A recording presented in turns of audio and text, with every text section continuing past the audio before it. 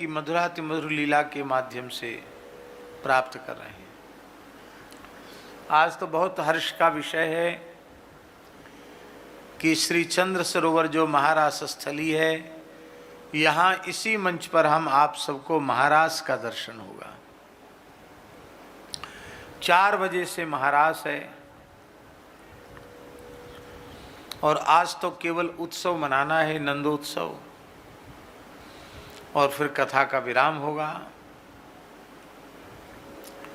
इसलिए बहुत अधिक विस्तार से कुछ कहने की आवश्यकता नहीं है। अगली वर्ष जो भी भगवत कृपा से समय निश्चित होगा तो उस समय में हम लोग पुनः कथितो वंश विस्तारो भवता सोम सूर्य से ही चर्चा का आरंभ करेंगे। कल आपने सुना कि राजर्षि परीक्षित जी ने कहा, नई साति दुस्सहा क्षुन्मा त्यक्तोदमपि बाधते पिबन्तं त्वन्मुखाम्भोजच्युतं हरिकथामृतम्। हे भगवान, यह भूख प्यास अत्यंत दुस्सह है, असह्य है। लोगों ने तो बाबा यहाँ तक कहावत बना रखी है कि भूखे भजन न होए गोपाला, ये ले अपनी कंठी माला।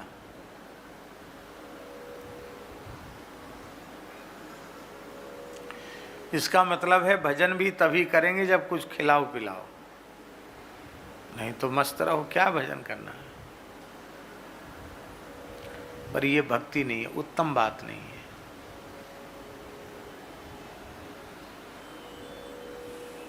संत श्री पीपाजी महाराज ने अपनी वाणी में एक पद लिखा है। उस पद की प्रथम पंक्ति है, राम तेरी भूखा भगति न होई। यह पद का मुख्य जो टेक है वो यही है, राम तेरी भूखा भगति न होई। 8 सवारे और 8 अवारे 16 दे गोपाला, इनमें तो जो एक घटे तो ये ले थारी माला। राम तेरी भूखा भगति न हुई, पीपा जी की वाणी है।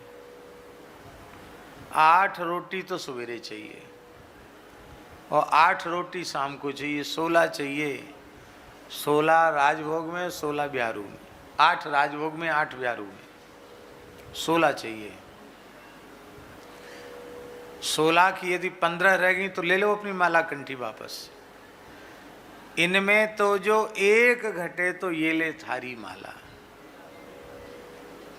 आप लोग कहेंगे पीपाजी इतना बड़ा सौदा कर रहे हैं, 1 रोटी के ऊपर कंठी माला वापस देने के लिए तैयार हैं।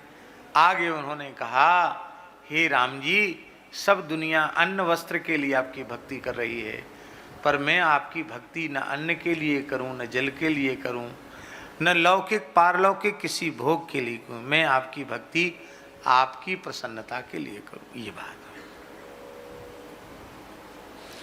परीक्षित कहते हैं कि भगवान, नैसाति दुस्सहा क्षुन्माम त्यक्तोदमपि बाधते। ये भूख सहना बहुत कठिन है, और मैंने भूख की तो चले क्या, मैंने तो जल पीना भी छोड़ रखा है, पर न मुझे भूख है और न मुझे प्यास है, क्योंकि आपके मुखचंद्र से जो कथा का अमृत झर रहा है उसका पान करते करते न भूख रही है और न प्यास रही है।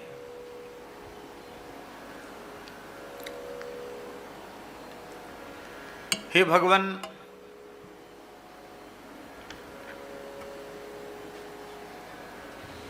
बात तो बहुत है, अब क्रमशः तो फिर आगे बारी सुनाएंगे। यह सुन करके श्री सुखदेव जी ने कहा, हे राजर्षि सत्तम, तुम्हारी बुद्धि सम्यक व्यवस्थित है।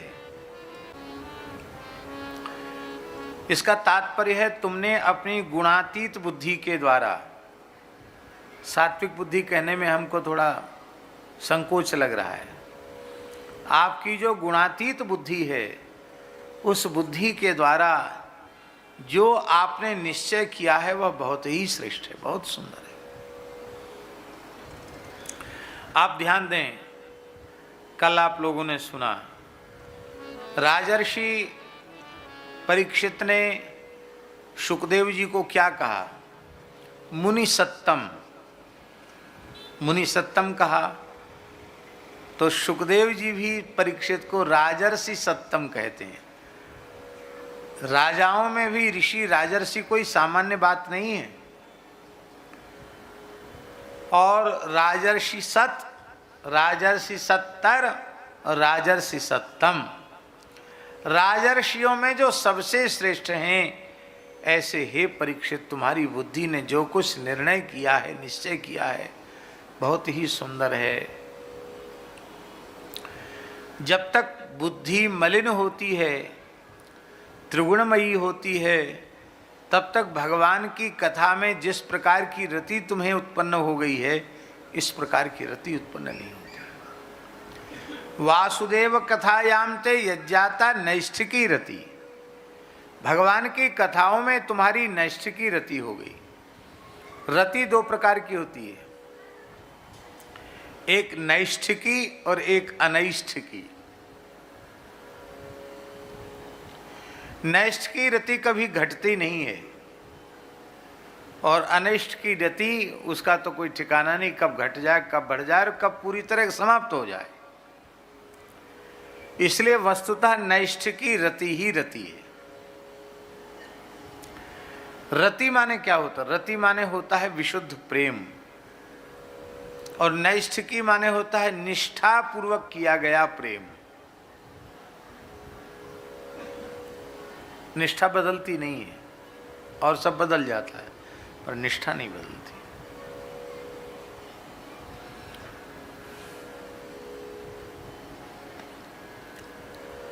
थोड़े दिन कोई महापुरुष आए, कथा कीर्तन करके गए, और हमारे आपके चित्त पर बढ़िया संस्कार पड़ा। बोले भैया आप तो रोज़ तिलक लगाना है, तुलसी हमेशा बांधना है, रोज़ महामंत्र की कम से कम 64 माला करना है,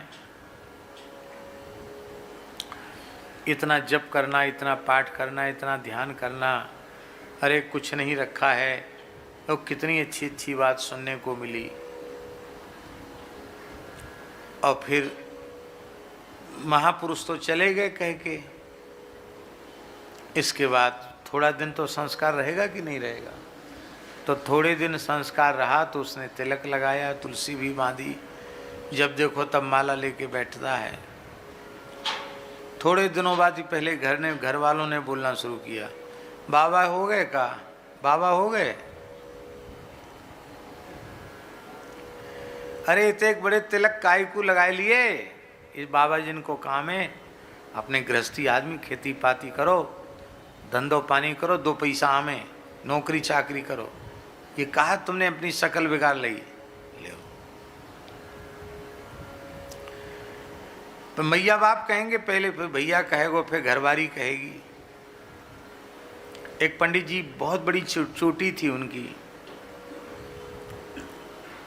तो हमने देखा कि उनकी चोटी बहुत छोटी हो गई।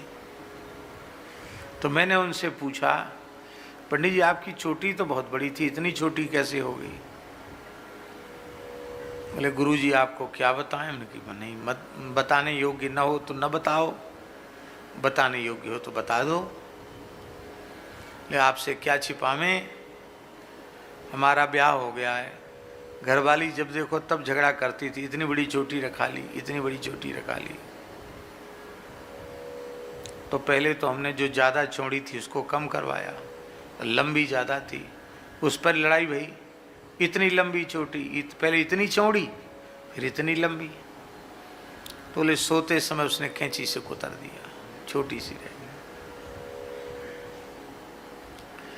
हमने कहा आपने कुछ नहीं कहा? अरे गुरुजी कुछ मत पूछो, आप तो बहुत अच्छो भाई जो बाबा जी है गए, नहीं तो हाथ पांव जोड़ने पड़ते। घर में शांति बनाने के लिए हाथ पांव जोड़ने पड़ते हैं।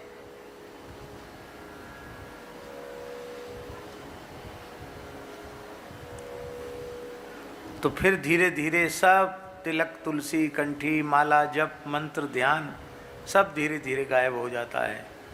और इसी के लिए कहावत है, नई भक्ति 9 दिन और खेचा तानी 10 दिन। ये खेचा तानी 10 दिन, नई भक्ति 9 दिन वाली है अनिष्ट की रति, और नैष्ठ की रति श्री मीरा जी की है। नैष्ठ की रति ब्रज की गोपियों की है। कैसी रति है नैष्ठ की ब्रज की गोपियों की? आज महाराष्ट्र में दर्शन करेंगे। भरा पूरा परिवार था गोपियों का, लेकिन सबको कैसे एकदम छोड़ करके चल पड़ी। सब कुछ तृण के समान त्याग कर चल पड़ी।